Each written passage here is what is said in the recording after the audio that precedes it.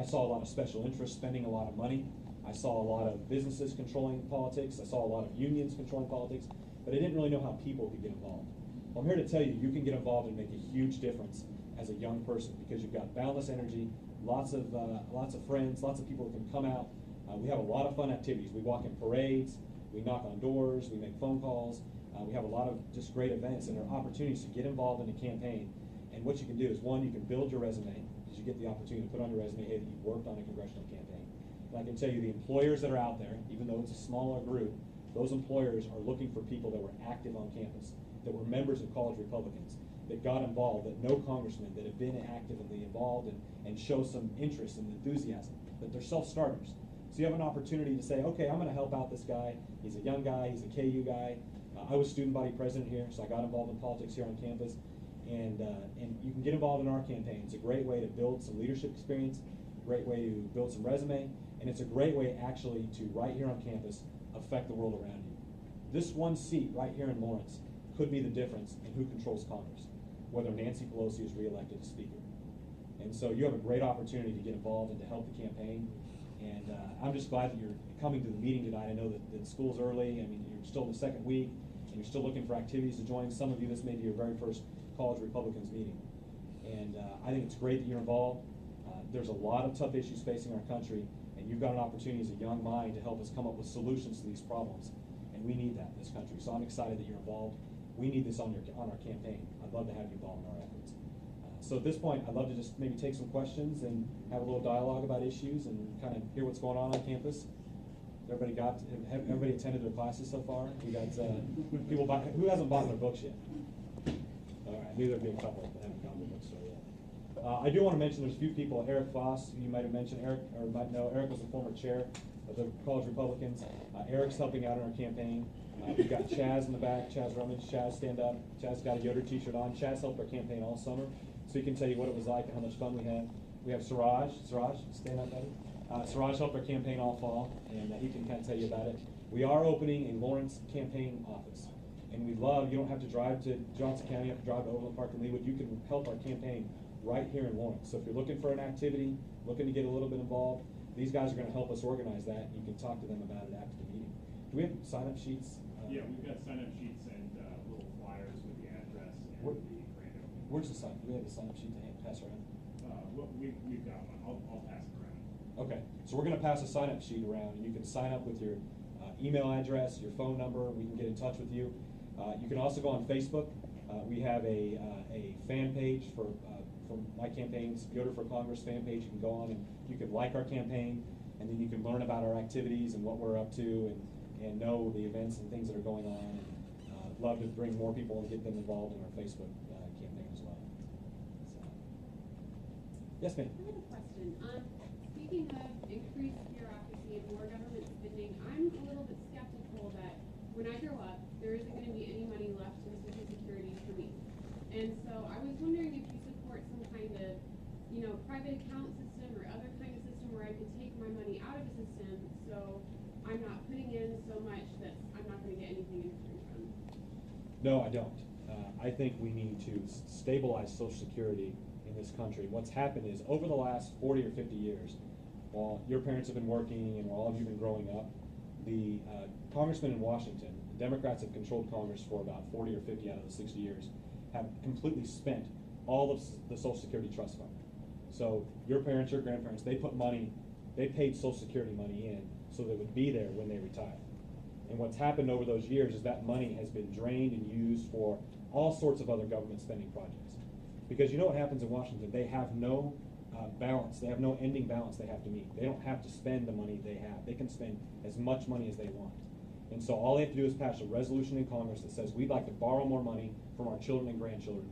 And as long as the majority wants to do that, that's what happens. And so in terms of Social Security, that's been another spending situation where the congressmen in Washington have spent down the money in Social Security and drained it so there's nothing left there. That's a breach of a promise.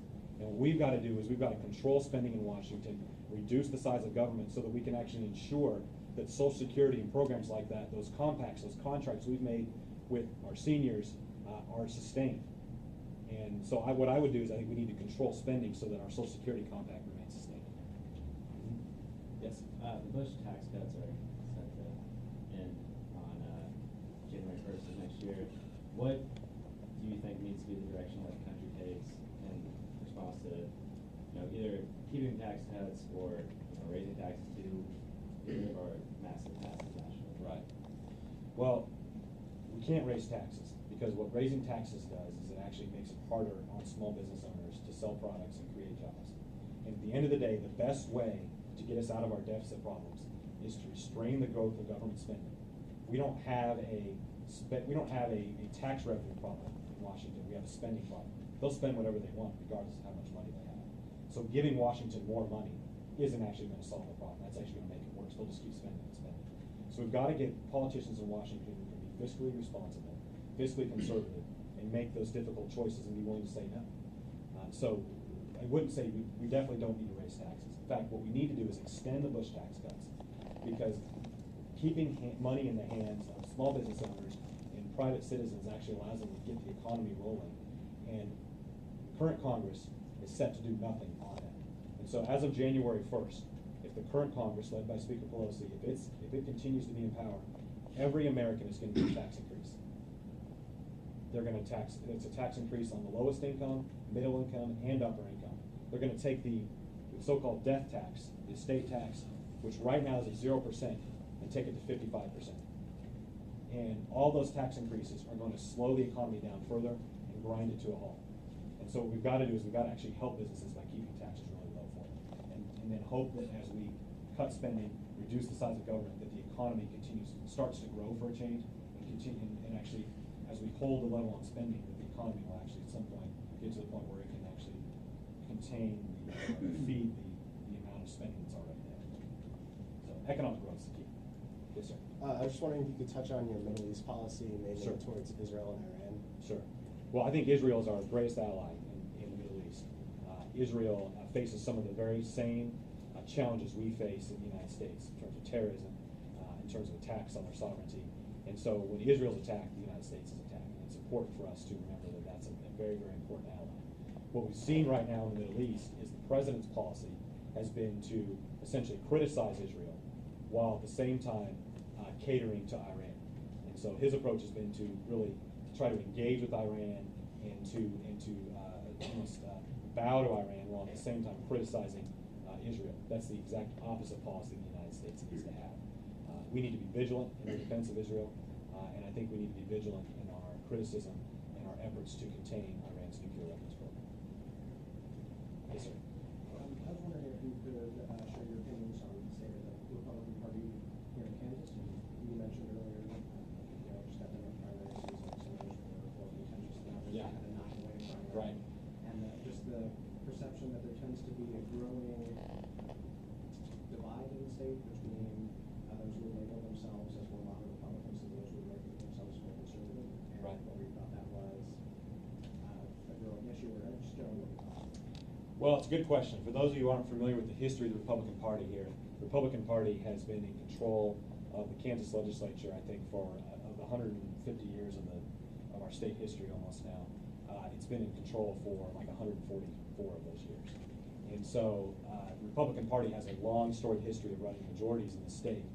But from time to time, those majorities get to be almost so large that they infight repeatedly because the winner of a Republican primary, in many cases around the state, not always, but in many cases, is going to win the general election because there's more Republicans in Kansas than Democrats. In the mid-90s, there was a huge sort of civil war in Kansas, and the city governor got challenged, and it just kind of kept going. The great thing about it right now is that even though we had very contentious primaries in August, the T. Hart Moran race, those of you who followed that one, there was a 9-way primary, and we had big primaries in Wichita to replace Todd T. Hart in Congress. We had big primaries in the 1st District to replace Jerry Moran in Congress.